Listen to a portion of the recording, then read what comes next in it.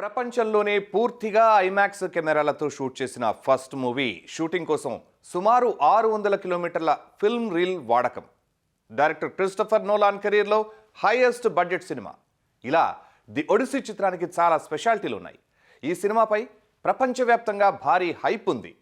ఈ మూవీ విడుదల సందర్భంగా ది ఒడిసీ సినిమా గురించి 7 ఇంట్రెస్టింగ్ విషయాలు చూద్దాం. ది ఒడిసీ సినిమా షూటింగ్ పూర్తిగా 70mm ఐమాక్స్ ఫిల్మ్ కెమెరాలతోనే జరిగింది. ఇలా సినిమా మొత్తం ఈ కెమెరాలతో షూట్ అయిన తొలి చిత్రంగా రికార్డు సృష్టించింది. ఇప్పటివరకు చాలా సినిమాలకు ఫిల్మ్ మేకర్లు ఐమాక్స్ కెమెరాలు వాడారు, కానీ అవి కొన్ని సీన్లకే వినియోగించారు. అయితే చిత్రం మొత్తం ఐమాక్స్ ఫిల్మ్ కెమెరాలతో షూట్ చేయటం ఇదే ఫస్ట్ టైం. సాధారణంగా ఐమాక్స్ కెమెరాలు భారీ సైజులో ఉంటాయి.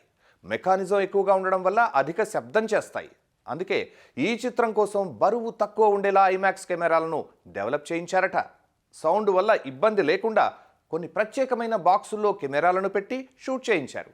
ఈ సినిమా కోసం వాడిన ఫిల్మ్ రీల్ను నేలపై పరిస్తే సుమారు 600 కిలోమీటర్లకు పైగా పొడవు ఉంటుందట. కానీ నిజమైన ఐమాక్స్ 70mm ఫార్మాట్ థియేటర్లు ప్రస్తుతం ఇండియాలో లేవు.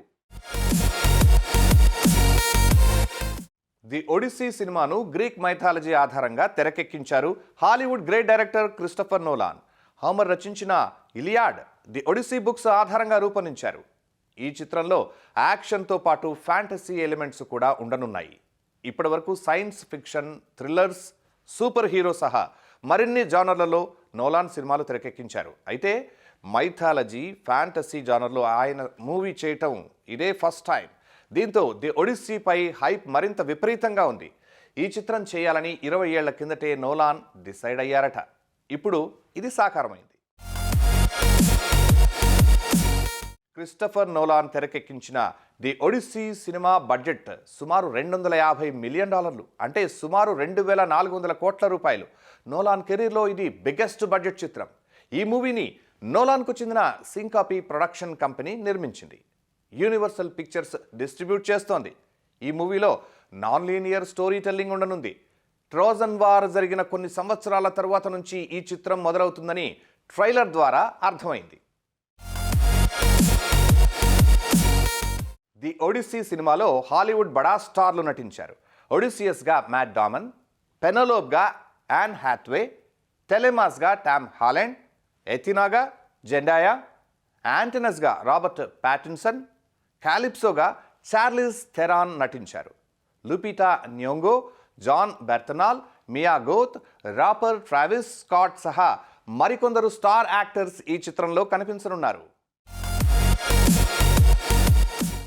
ది ఒడిసీ సినిమాలో గ్రాఫిక్స్ తక్కువగానే వాడారు క్రిస్టఫర్ నోలాన్. ఎప్పట్లాగే రియాలిటీకే ఎక్కువ ప్రాధాన్యం ఇచ్చారు. ఈ చిత్రంలో భారీ షిప్లను నిజంగానే తయారు చేయించారు.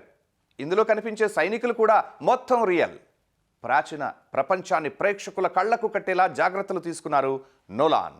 అందుకే నిజమైన షిప్స్, ఆ కాలం నాటి కాస్ట్యూమ్స్, రియల్ లొకేషన్స్, పెద్ద సంఖ్యలో బ్యాక్గ్రౌండ్ ఆర్టిస్టులను షూటింగ్కు వాడారు.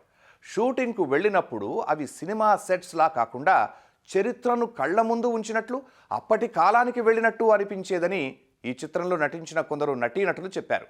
ఈ చిత్రంలో మ్యూజిక్ కోసం కూడా బ్రాంజ్ ఇన్స్ట్రుమెంట్లనే ఎక్కువగా వినియోగించారు.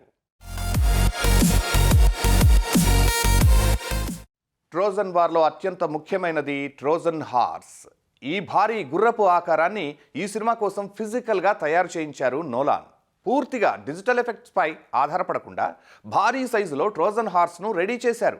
ఇది ట్రోజన్ వార్లో అత్యంత తెలివైన మోసంగా ఉంటుంది. దీన్ని నోలాన్ ఎలా చూపించారనేది కూడా ఓ ఎగ్జైటింగ్ విషయంగా ఉంది. ఒడిసియస్ జర్నీని అద్భుతంగా చూపించడానికి ది ఒడిసీ సినిమాను 6 దేశాల్లో షూట్ చేశారు Christopher Nolan. Morocco, Greece, Italy, Iceland, Scotland, America దేశాల్లో ఈ మూవీ చిత్రీకరణ జరిగింది. మొరాకోలోని ఏత్ బెనహాదౌ ప్రాంతాన్ని ఈ సినిమాలో ట్రాయ్ నగరంగా చూపించారు.